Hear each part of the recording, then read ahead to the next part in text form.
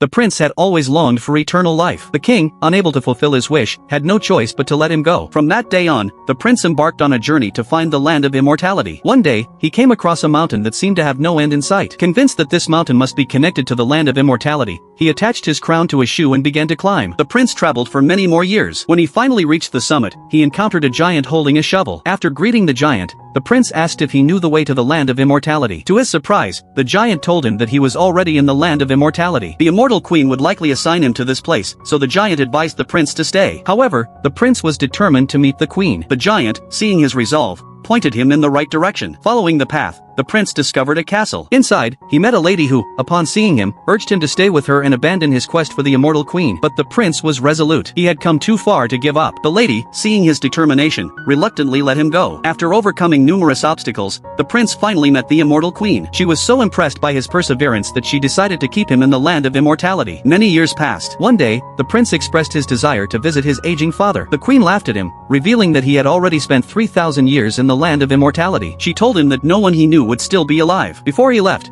she gave him a pair of shoes, warning him that he would be pursued and that he should wear the shoes when the time came. The prince left the land of immortality. When he emerged from the forest, he found that the entire city had changed beyond recognition. He approached many elderly people, asking if they knew his father, the king. Even a 300-year-old man had never heard of him. As night fell, the prince found an old, dilapidated house and lay down to rest. Suddenly, a strange figure appeared beside him. The man claimed to have been searching for the prince for 3,000 years. The prince realized at once that this must be Death. He quickly put on the shoes the queen had given him and vanished in an instant. Death pursued the prince relentlessly. Finally, the prince made it back to the land of immortality and sought refuge with the queen. After a brief negotiation with Death, the queen decided to throw the prince into the air. If he landed outside the fence, he would be at Death's mercy. If he landed inside, he would belong to the queen. Despite Death's fervent prayers, the prince landed safely within the boundaries of the land of immortality. The queen then punished Death severely, ensuring he would never dare to come after the prince again. From that day on, the prince lived in the land of immortality forever.